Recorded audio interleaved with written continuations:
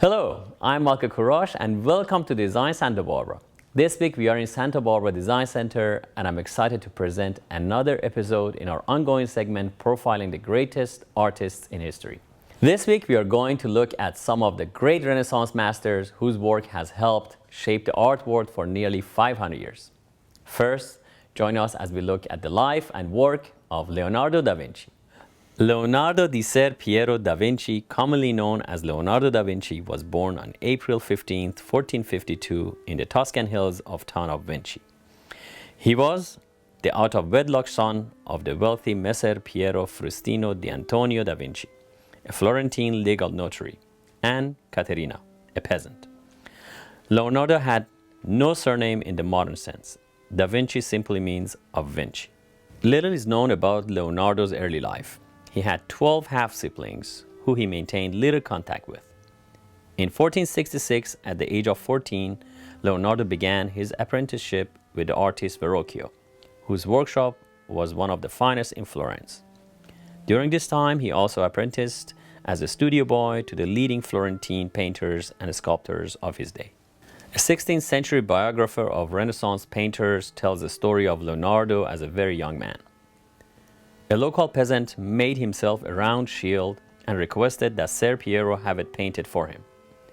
Leonardo responded with a painting of a monster spitting fire that was so terrifying that Ser Piero sold it to a Florentine art dealer, who sold it to the Duke of Milan. During his apprenticeship, Leonardo would have been exposed to both theoretical training and a vast range of technical skills, including drafting, chemistry, metallurgy, metalworking, plaster casting, leatherworking, mechanics, and carpentry, as well as artistic skills of drawing, painting, sculpting, and modeling. Much of the painted production of Verrocchio's workshop was done by his employees. Leonardo elaborated with Verrocchio on the baptism of Christ, painting the young angel holding Jesus' robe in a manner that was so far superior to his master's that Verrocchio put down his brush and never painted again. By 1472, at the age of 20, Leonardo qualified as a master in the Guild of St. Luke, the Guild of Artists and Doctors of Medicine. Leonardo's earliest known dated work is a drawing in pen and ink of the Arno Valley, drawing on August 5, 1473. By 1480, Da Vinci was living with and painting for the famous Medici family. He was commissioned to create the Adoration of the Magi in 1481, but left it unfinished when he was asked by the Medici to go to Milan. Living in Milan for the next 18 years, Da Vinci created some of his most famous works in this time, including Madonna of the Rocks and The Last Supper. Note the technical brilliance of The Last Supper. The use of color and placement of the figures show talent for composition rarely seen in the 15th century. During this time, Leonardo's academic studies continued as he explored human anatomy, sculpting, and scientific discovery. Centuries before the invention of flight, Da Vinci proposed several methods for humans to fly, and during the Second Italian War of 1499, Da Vinci developed offensive weapons and defensive battlements for the Duke of Milan. After the death of his father in 1504, Da Vinci returned to Florence to help sort his estate. During this time, he created his masterpiece and one of the world's most iconic works of art, the Mona Lisa. The Mona Lisa remains one of the most distinguished works of art ever created for numerous reasons. Da Vinci pioneered the use of imaginary backgrounds in his portraits while at the same time employing scientific methods to force a certain perspective to the viewer. Note how one horizon is higher than the other. This, along with Da Vinci's ability to paint without tracing lines, first creates a vibrance to the work that makes it appear more alive than other paintings of the day. The Mona Lisa's eyes follow you. After the fall of Milan to France, Da Vinci was employed by King Francis I for a number of years. He spent his final years living in the Vatican in Rome before returning to France, where he died at the age of 67 in 1519. He was buried nearby, but his remains were moved in 1809. Today, the validity of Da Vinci's remains remain a mystery. An effort to DNA match them is currently on the way, with the results expected in 2019. When we come back, we will learn about the life of one of Da Vinci's contemporaries and part-time rival, Michelangelo. Stay tuned. There is more Design Santa Barbara after the break.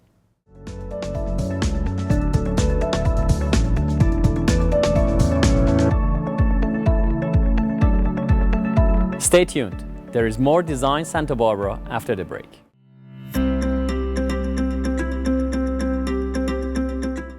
This week on Design FYI, we're going to talk about sofas and the unknown mistakes people make.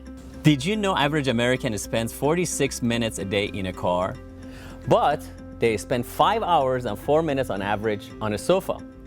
So why would you go out there and spend tens of thousands of dollars for something you use for 46 minutes and then go ahead and buy something cheap that you sit on it for 5 hours and 4 minutes?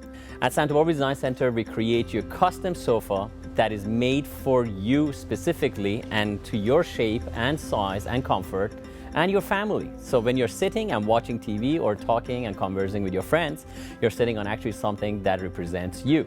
Your car represents you. Why shouldn't your sofa? Thank you for joining us on Design FYI this week, and please come see me at Santa Barbara Design Center, 4th and Olive, and let me help you find the right sofa for you and your family.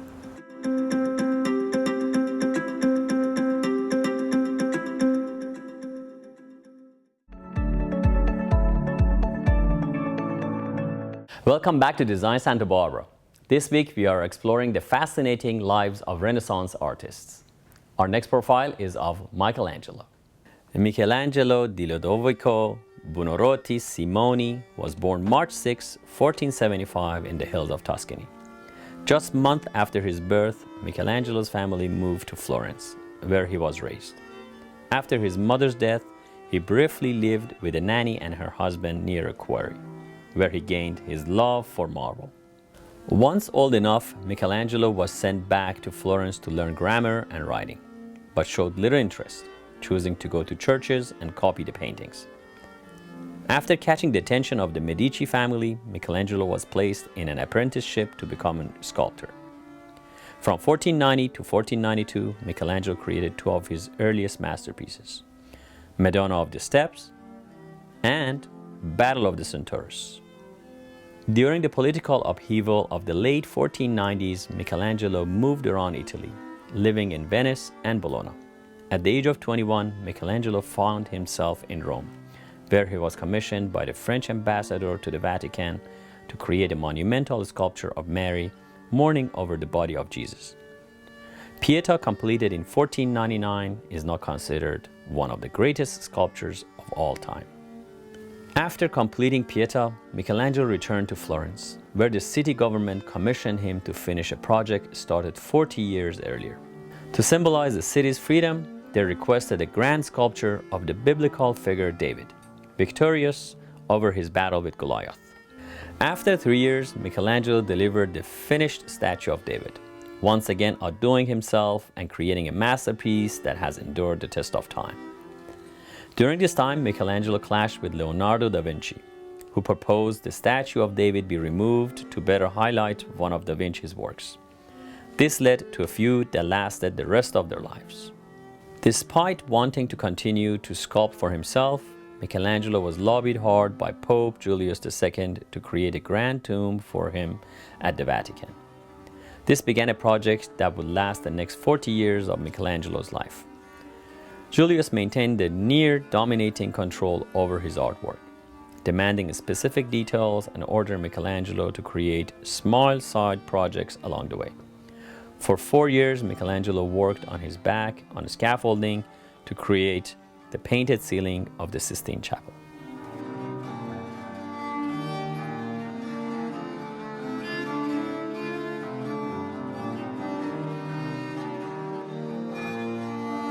During this time, he experienced lead poisoning and even temporary blindness.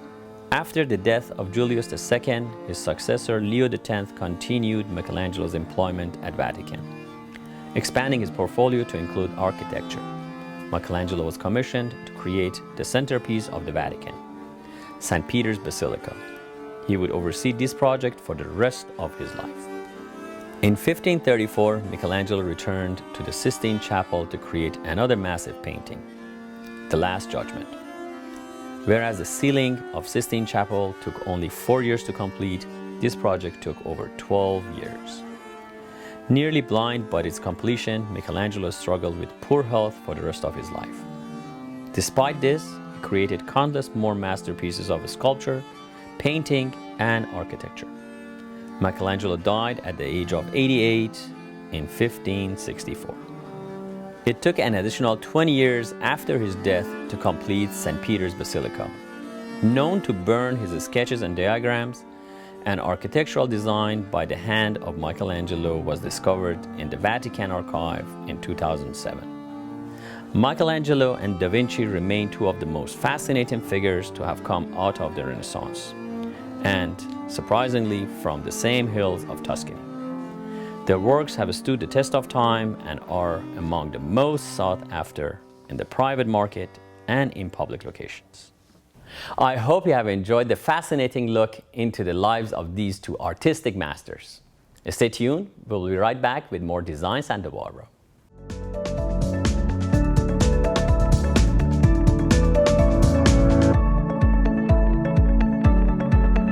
Stay tuned, there is more Design Santa Barbara after the break.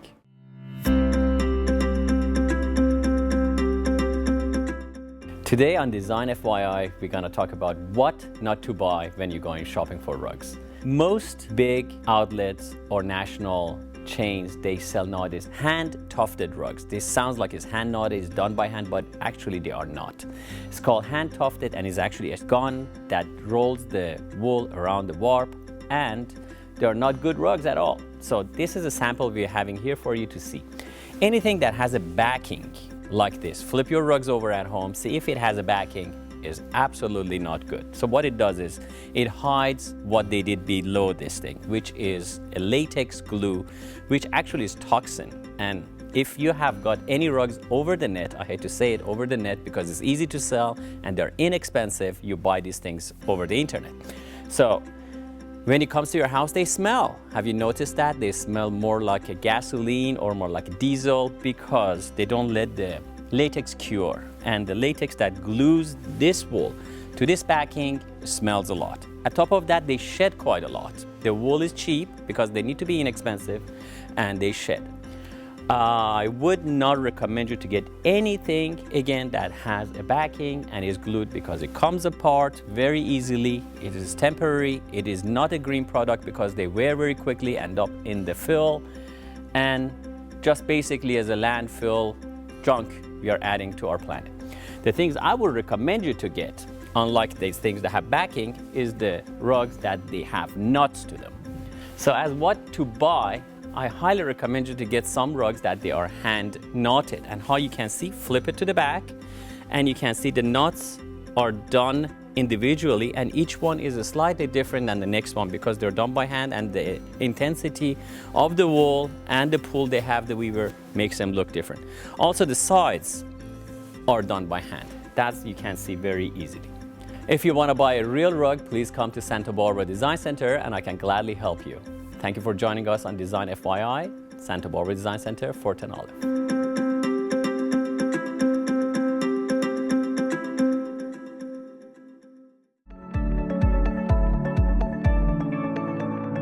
Hi, I am Michael Courage and welcome to Design Santa Barbara. This week we are in Santa Barbara Design Center preparing to tour a home with one of my favorite designers and a good friend of the show, Lisa Wilson Goldmans.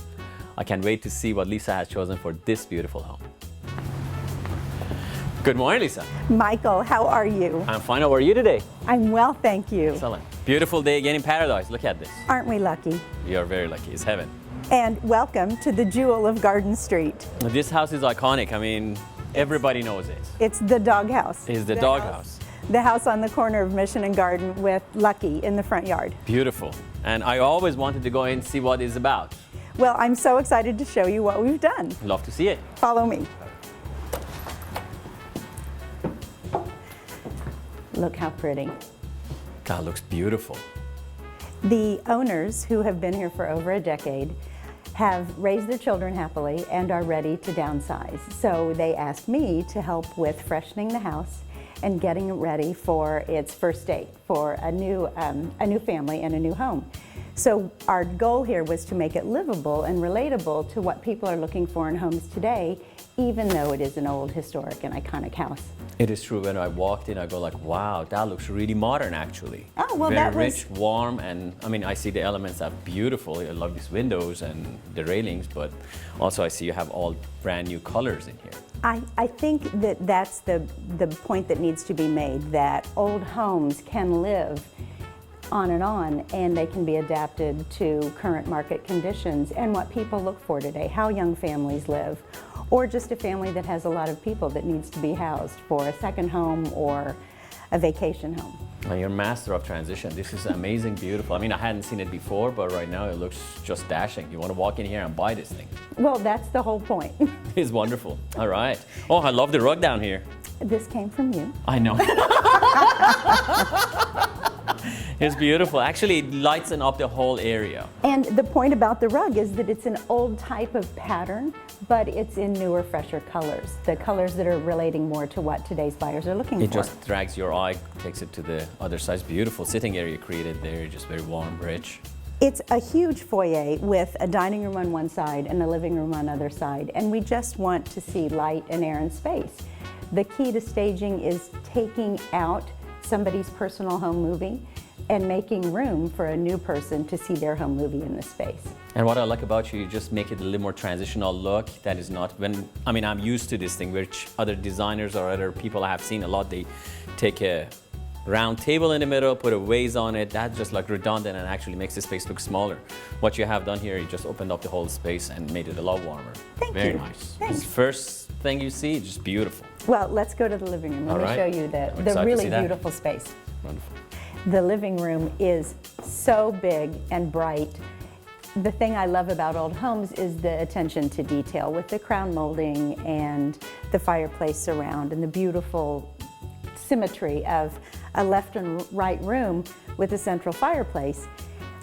People are often thinking, I just need two sofas in front of the fireplace, but that eliminates walking into the room, it eliminates getting to other rooms. So what we did to show the versatility of the room is seating for 16. Very true.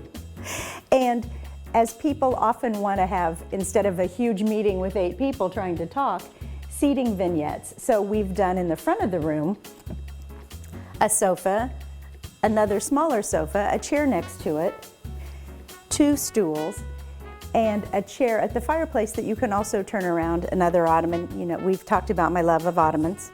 Very smart. This makes the room versatile because you can have a group of people here, you can have people at the fireplace, and then if we go this way, we'll see the other side of the living room, and then I can peek you into the office. I'd love to see that, and I agree with you. Many houses I go, they have the 2 sofas facing each other, and they have a dilemma what to do, that side or this side. They put a game table, maybe that side, and they call that corner a nook, reading nook, but they never use it. This is very smart, and you know, and that's why we've you're done worth here. the big bucks. But what we've done on this side is another sofa because we're balancing the mass of the wall, and then a seating area in front of the French doors that don't need to be open. People also struggle with that. When there's a home, in new homes especially, they build a bunch of French doors and they're pretty, but then where does the furniture go? Absolutely. You don't have to use every French door in your house. They're for light, which is wonderful. If you want access, great, but often you don't need it. So we've made a seating area here, and I think what's also an interesting thing to do is the rug in the foyer works well with this rug, but it's not matching. It works really well with this rug that brings in just a little bit more punch. And then as we go into the office, you'll see that that again is a more traditional rug, but they all play nicely. They feel like they're in the same family. It looks like you have collected these last 50 years in different parts of the world and you brought it here. It's just beautiful. Exactly. You're very good at that, very good. Thank you. All right. All right, let's go in here and we'll take a peek into the office. One of my favorite things about this room is the amount of windows and light that you have and the versatility of the room. It can be a game room, it can be an office, yet the privacy combined with the light is really unusual, and the north view to the mountains is just so pretty in here. It's one of my favorite rooms. It's beautiful. Very nice. So where do we head from here? Let's go to the family room. Michael, even though the homes, all 5 of these, were built in 1904, it's been remodeled to the highest standards. Everything's plumbing, electrical, everything's new, and it's, again, why it lives so well for today. The family room, which I think is wonderful, is just off the kitchen and then leads out to the pool pavilion. I love the light and air again in here. It's quite airy and light, you're right. It's just all these windows just make it so amazingly rich and warm. And you look at the view, it's just beautiful. It's very nice. Just really comfortable. It's a huge room, so you can do a lot of things. We have a seating area, a playing games area, and of course, in any home, the pass-through, like where do you get? I always call it the 101, the 405. Where are your passageways? And don't block that with furniture, because then you'll trip over every time you walk into a room. Very true. Very beautiful. I love this. Let's go through to the kitchen and then out to the dining room. Let's do it. Okay.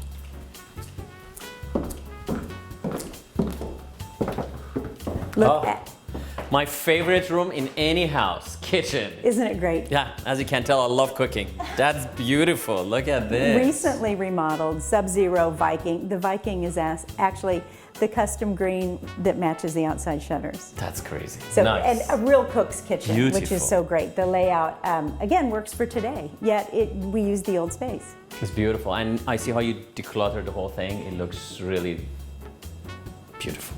Kitchens, if they are well loved and the house is going on the market, should really be detoxified. I heard once actually one of the points that makes the house sell is the kitchen, because as we know, women make the decision. Kitchens and baths. Kitchens and baths, that's it. Yeah. You know. I do. All right. We'll go through to the dining room, which then makes a big circle from the downstairs back to the entry. All right, let's follow. Michael, look how pretty. Oh, this is beautiful. My second favorite room in any house is the dining room, again. After you made the food, where we, All right. and again, with old classical houses, the beauty of it is you can seat a big family, you can have a wonderful dinner party. We just used the owner's original table, and this is their sideboard. It's the 2 things they didn't move out. It's beautiful, actually. Well, it's a formal house, and we wanted to make sure that if people really have that style, that they could see that in here too. It's imagining the new owners in the space. And then, of course, again, the original fireplace, which is here. Yes. There's a Very fireplace in almost every room, which is That's wonderful. wonderful, as old houses can have. Again, open then to the front, and a big, huge sliding pocket door area that brings in light from the foyer once again. What's surprising, this house is actually, as you say, is built turn of a century, but the volumes, you usually think about old houses that they're Victorian, they're small, dark rooms. And look at this, this is big, tall ceiling and very light and airy. The original architect for the 5 homes worked with what they called the new mission style and Monterey inspired, which is why you have the beautiful details and things that are lighter and brighter, and not the dark Eastern, what we think of as East Coast homes. It's beautiful. I'm just absolutely blown away. I'm glad I saw it. I'm so glad we got to do this. And then let's go upstairs, because I want to please. show you the master. Love to see. Okay. Michael, what I want you to see as we go up the stairs are these gorgeous Mission Revival style windows again. And notice the wavy glass. Yes. So this is That blew me original. away. That's original since 04. 1904. That's amazing. It's just so pretty. And again, the point about Mission Revival, which was these were one of the very first homes in Santa Barbara to create and use this style. It mimics the roof lines of the Missions, which is where it got its name. It's beautiful. Very nice. Learned something today. Michael, this landing is, I think, important in old homes to remember why we had these spaces. Now they've become great places to sit, to read, to do your homework. This is where they unpacked their luggage. Oh, really? Oh, okay. The reason this is so large and it feeds off all 4 bedrooms up here is because your steamer trunks would have come up here, and they would have been placed and unpacked into all of the closets. Oh, that's very interesting. I was actually wondering always why they have such a big landing. What do they do here? I mean, if it's nowadays, you put the jukebox over there and you put a TV here. But Well, today you can, because we don't really travel with steamer trunks anymore. very true. It's beautiful though. You did a fabulous job. It looks very, again, open, very light, very airy. We painted white and cream because it's just very soothing and it's very neutral. So I would suggest never painting a room red if you're trying to sell your house, because that's a color that sometimes can be a little abrasive to people. A green? How about a dark green? No. No. Okay. Let me show you the bedrooms, and I want to start with the master because it's Love to see it. beautiful. Yes, and I there's- kind of like had a glimpse. You did a little Yeah. bit something different out of the box again. Yeah. All right, let's see it. So again, like what we were saying, is old house but new thoughts. And we put the bed in the prominent position in this very big, large master that has 2 fireplaces. And the sitting room would really now, I think, be used and can be used as an amazing master walk-in closet if you close off the arched doorway. That's what we've shown. We've got a lounge chair and we've got a steamer trunk, harkening back to the whole idea of the house. But this room closed off would be an amazing master closet. Again, you did a wonderful job. Usually people would have put the bed against the wall and there's no wall for it. You're genius. Not in the prettiest room, so why not do it this way? It's beautiful. And you get up in the morning and look outside, it's heaven. I love this room because of the light and bright air and this half turret that you see from the outside. And again, a fireplace in every room. I mean, who wouldn't want a fireplace in one of your bedrooms? What an incredible home.